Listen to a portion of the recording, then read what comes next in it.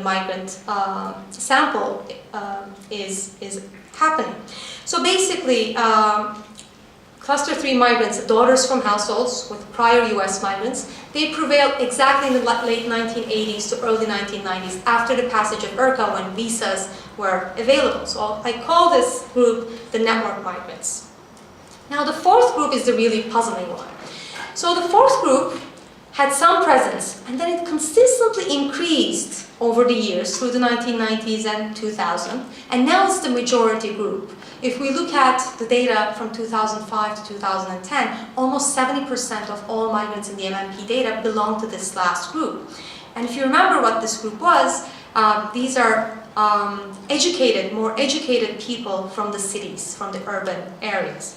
Now, there's actually no theory that would predict this group to prevail. And only recently, some scholars started to write about this phenomenon of urban migration. And there are a number of ideas on why this is happening. So one idea is increasing economic integration with the United States, economic restructuring in the cities, which basically shifted the industrial composition, and suddenly some people found their skills devalued, their safety nets evaporated, and there's also the moving of poverty from rural to urban regions in this period. So the infrastructure of a lot of cities like Mexico City is no longer sufficient to support the population, and that's when again we see migration from cities taking off. But again, this is actually a relatively new phenomenon, and there is not a lot of literature on this. What I'm showing here is the trade, the logarithm of trade between Mexico and the United States. And again, there seems to be some correlation, but I don't think this is basically conclusive evidence. It's consistent with the arguments about economic restructuring, but I think we need to do a bit more analysis and collect more data to see why this is happening exactly. So I call this group in the data urban migrants. And there's no theoretical model, micro-level model that fits this profile, but then the general phenomenon seems to be in line with globalization arguments, increasing penetration from the US, creating disruptions in Mexico and leading to more migration. So basically, to summarize, what we have here is a typology of migrants that has a very specific time signature. And the time signature for each migrant group seems to correspond to major changes in the Mexico-US migration context.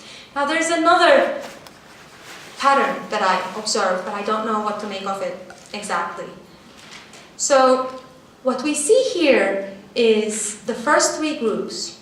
And as I was explaining to them, I associated the first group with the neoclassical economic idea, and the second one with the risk diversification or the new economics paradigm, and the third one with network migration or cumulative causation as it's known in sociology. Now, the vertical lines here show the timing of the most cited 3 articles on each theory. So we see that the neoclassical economic articles on migration were written in the 1970s. The new economics of labor migration, basically the founding papers were written in the mid-1980s, and Doug Massey's cumulative causation papers came in the 1990s. So basically there seems to be an overlap between what's happening in the Mexico-US flow and what kind of theories gain prominence. So what to make of this?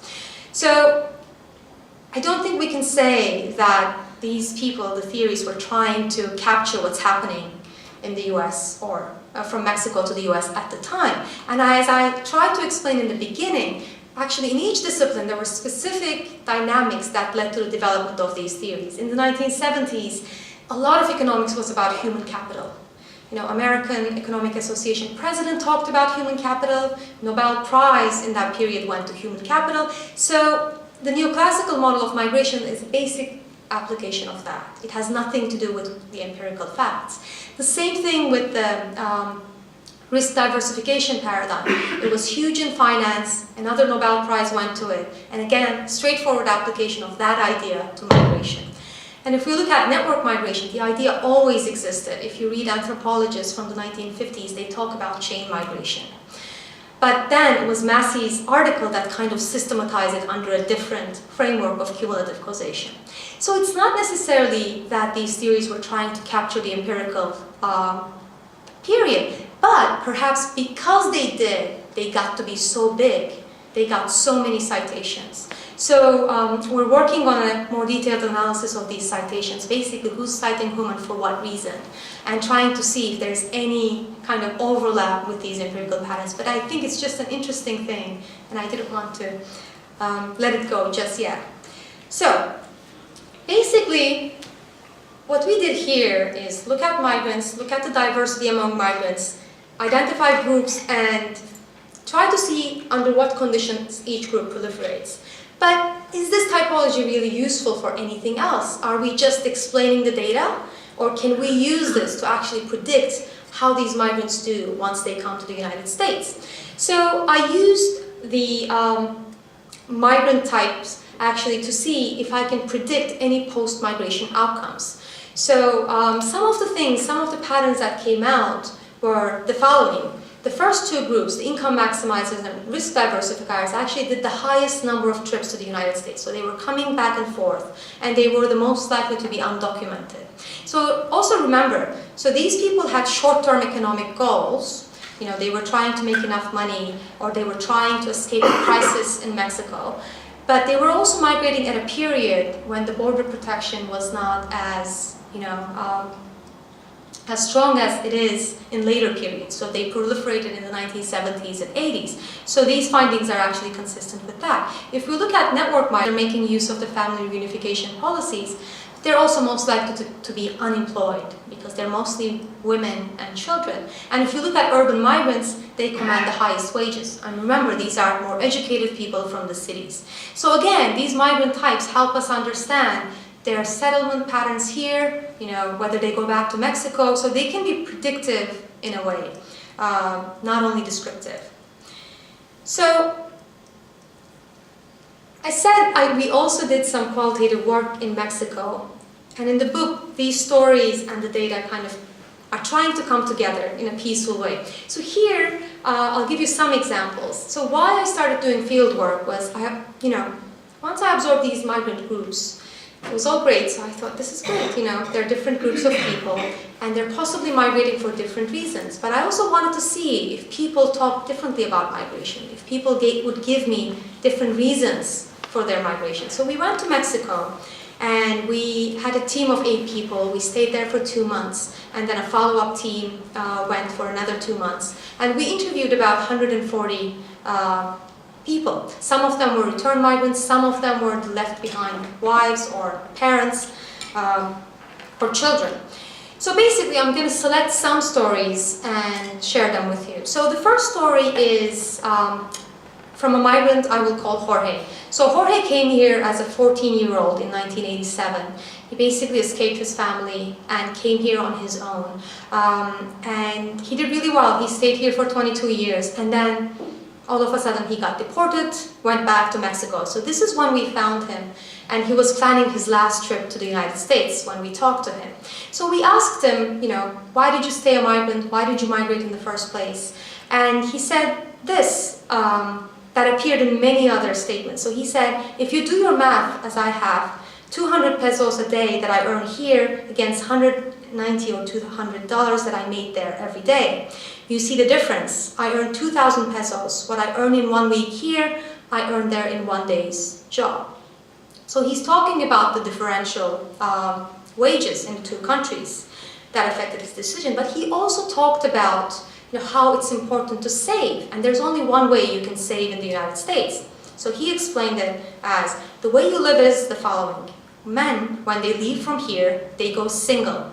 Or they're married, but they go alone. And they all gather from anywhere, and they all rent an apartment. In a 2-story apartment, there live about 6-7 guys. They all divide the expenses, so you end up paying about $30 or $40 per month. And for your food, you don't spend more than $120. So everything you've earned in that month, if you save it, you send it for your family. It's a strong investment. But if you have your family over there with you, he means you have to rent your own place, but just for your family and for you and for your children.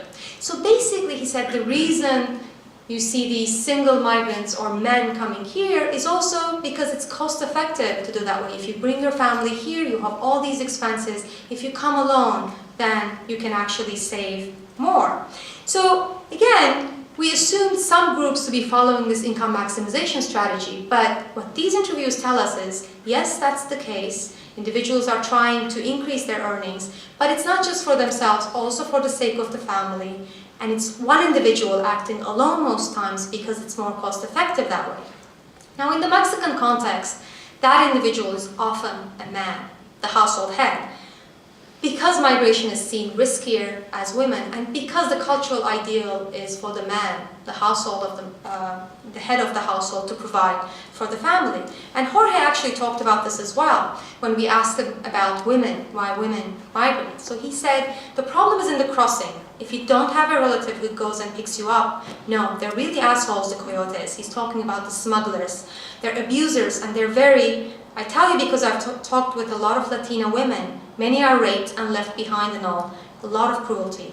And the worst part is that all Mexican coyotes are the ones doing that silliness. That's the problem. So that's what's preventing a lot of women from migrating. So when we asked Jorge what his goal was, to stay in the US or come back, he basically said he's planning one last trip to come to the US and to pick up his tools and to save some more money and then go back to Mexico and establish a business. So he said his dream was to have his own workshop. That's the thing of an immigrant, to go, work over there, and come and do something here. So basically, even when we're talking about income maximization, we're not talking about this infinite time horizon where you're trying to earn as much as you can, but you have a target in your mind. And for most migrants, it's buying a piece of land or buying a house. So this is one example where Jorge decided on his own to migrate, came here, made some money, made a family, and now he's planning to go back to Mexico. For some migrants, the decision process was actually quite different. So migration was more of a family affair, and it was decided not just within the nuclear family, but also within the extended family. And it kind of was talked of as an elaborate arrangement where different members each had a role to play. Now, one example is a father of a migrant that we talked to. His name is, I will call him Eugenio, and he has a son. So his son Alvaro was just married. He had a young infant son, and he was approached by a recruiter. And this recruiter from the US offered to give him a visa. But Alvaro was actually very reluctant because he didn't have enough money for his visa, first of all, and also he didn't want to leave his wife behind. So this is when the whole family actually stepped in. So the father describes it as, we talked about our situation here in community and told him, if you want to go, you decide. You're still young, and so you have to think about it. We support you if you want to go. And yes, everyone agreed. Nobody said no. If you want to visit, go ahead. If they offer you the documents, you go and see if you can work. If it's too hard, you just come back. So here the family is offering to take care of everything, and in fact in the end it was the father who offered to pay for the visa expenses, and he took in Alvaro's wife and son. And so Eugenio, when we prodded him more about what was happening in the community, talked about this magical villages initiative. So some villages in Mexico have been designated touristic attraction places, and they're called the magical villages. So they live in one of those villages where over time there was so much interest from the city that a lot of people buying homes and the property prices rising really high, becoming unaffordable for the local population. So he said, people come to buy at very high prices. Here a small lot is around 60,000-70,000 pesos, and with the employment we have here, no. Most people here make 1,000 pesos per week, and that's it. It's not magical, it's tragical. So the conditions he describes is that very high prices suddenly increasing. It's not very different from the 1980s that we saw, where there was very high inflation and suddenly everything changed for middle-income families. Now, while his son is away, what Eugenio is doing is taking care of the wife and the kid. And in return for that, he's expecting Alvaro to send some money so that he could add another room to his own house. So this is where the idea of an implicit contract comes in. So he says, and now she's with us, this girl, the wife, and it's a little crowded, but we're all here. One day, maybe we will, as I told you, build a room, right?